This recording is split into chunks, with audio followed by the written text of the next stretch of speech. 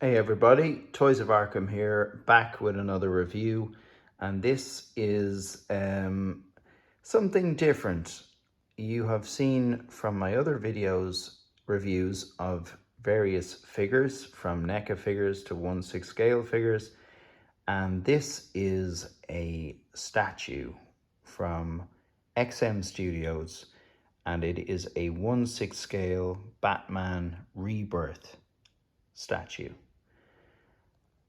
This is a companion piece to a 1/6 scale Catwoman statue that I have reviewed actually on the channel. If you go back a good few videos, you'll find that.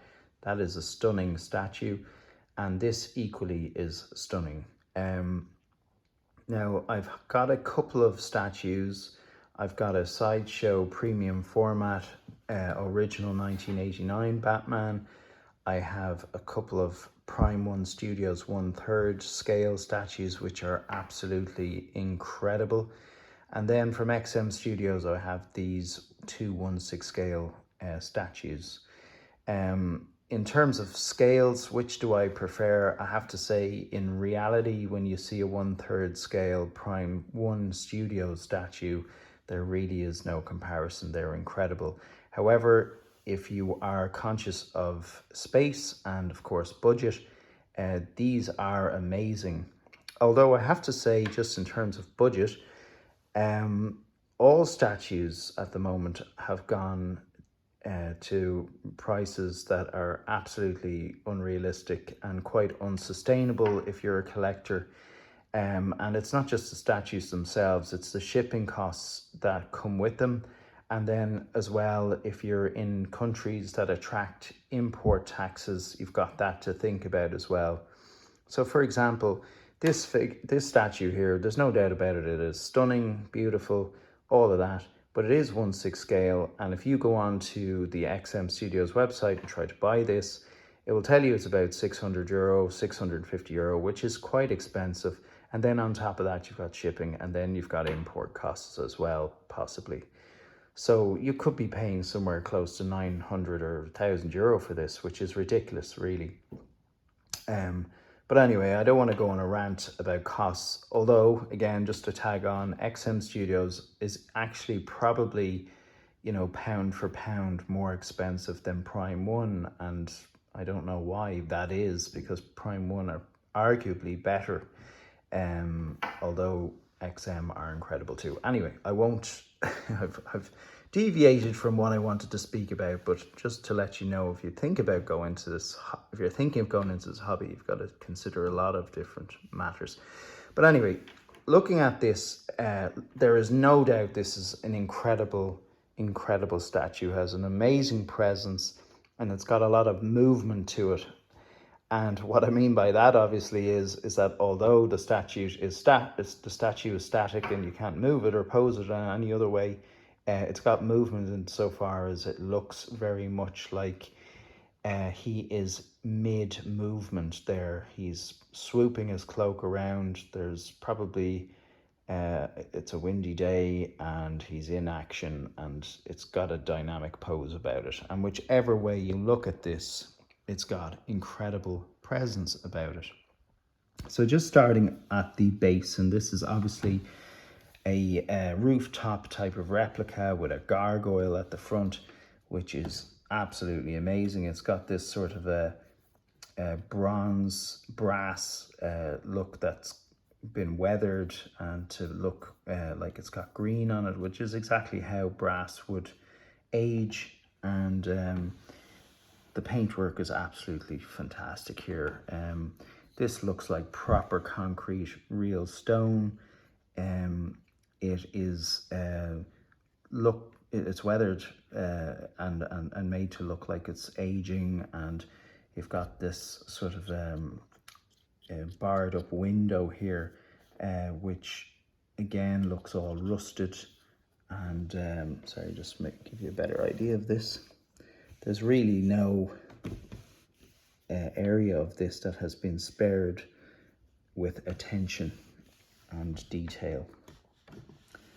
So all the way around the base, all these little details, all of the designs, all the pillars, the brass look of these gargoyle heads. It is absolutely amazing, but you pay for it. The roof as well, you can see here that's got the weathered terracotta tiles. And I should say, one of the attractions as well for these 1/6 scale statues, if you're a 1/6 scale figure collector like I am, you can actually take this statue of the figure himself, of Batman, off, and you could potentially use this base as a diorama backdrop or a sort of a platform for your 1/6 scale figures. So, you know, there is that to these figures too. You can, I suppose, use them for other things if you're creative. The figure itself, in terms of a Batman, I had never gotten a Batman in my collection that had this sort of diversity of color. So you can obviously see there is some blue in his cloak, and even if we zoom in on the sculpt itself, which is amazing, he has sort of a blue going through his collar here and cowl. So that is, I suppose, suggesting that this is actually a navy blue sort of a cloak. And then what I really like about this, which is again different to what I'm used to in my Batman figures, is this sort of a purple going underneath the cloak, and that has texture to it too. Very fabric looking, very real looking, and it's got a lot of tears, it's worn, it's very realistic looking. The suit itself is worn again. You can see it's battle damaged. This is a sheen sort of gloss on the bat symbol itself, and it has the outline in gold, beautiful gold belt. So this is the way he has been depicted in the Batman Rebirth comics, and as far as I understand it, it's very accurate. So again, the boots have that sort of a leather look to them, and again have that blue going through them too. So this particular Batman is a big hulking Batman. He is muscular, he is aggressive looking, he's angry, he's got the wide eyes. Now he doesn't have a switch out in terms of the sculpt, so that's the only expression you're going to get him in, but I don't think that's a problem. I think that looks well. So let's just look at this really impressive cloak from the back. Again, look at that, it's billowing through. You can see it at the back. It's like a big gust of wind has come through, and Batman is in the middle of maybe pouncing down. He's definitely ready to do something on his quest to defeat all the various villains of Gotham City. But look at that, you can see a real movement to the whole pose. It really is stunning. So let's move it around. Again, look at that, the flick up of the cloak itself. So the cloak looks very leather, doesn't it? It has that, the billowing effect. There's no doubt about it. This was not just designed in the space of whatever minutes. This has been well thought out. That is an incredible looking statue from all angles, and again has that kind of blue in it, which is really nice. So all angles this looks really well. And I suppose if you had the space again where you could display it in the middle of a room where that can all be appreciated, wouldn't that be even better? But unfortunately most of us have very little space, and there's probably going to be a wall behind most of our displays for this guy, so that's probably not going to be appreciated as much as it should be. But maybe a review like this will just bring a little bit more attention to those sorts of details, and you know, the credit to these artists that make these statues should be given, and definitely deserved. So this is the grapple gun he comes with. Sorry, just gonna try and get some sort of zoom on that. So again, it has a very realistic look to it. It has that sort of brushed metal effect, very nice.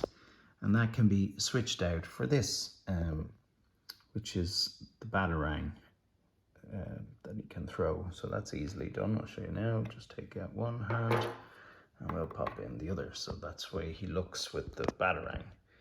Be interested to hear which way you guys would display this if you had it. Would you use the batarang or not?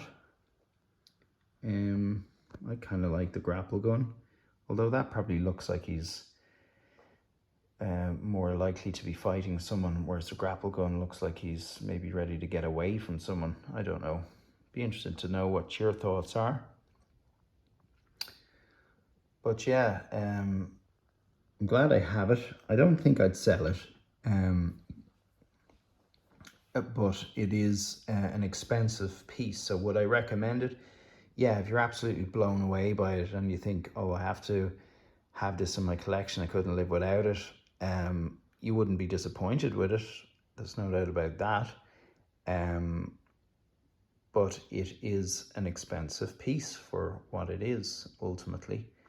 But you know, I do have a new sense of appreciation now that I've taken it out of its corner where I have it in the room. Like when you actually take a piece like this out and sort of give it the space it deserves and give it undivided attention, because let's be honest, all of our statues and figures, they tend to blur into one another sometimes, and you don't appreciate one from the rest when there's a lot in one space. But when you take them out and just look at them on their own, they really are pieces of art, and this is no exception.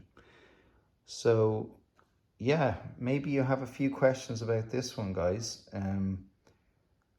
I do think it's a beautiful piece, and if you're lucky enough to have it, you know, well done. I can understand why you wouldn't want to let go of it. It is one of those really dynamic pieces that if anybody who collects 1/6 scales collection, if they were to have this, they would truly appreciate it, and I am no different. It is unbelievable. Anyway, I'm rambling on, I'm conscious of that. Thanks again for checking this video out. I hope you enjoyed the review, and if you would like to subscribe, please do so, and any comments, I'll get back to you as soon as I can. Otherwise, until next time, take care, guys. Bye bye.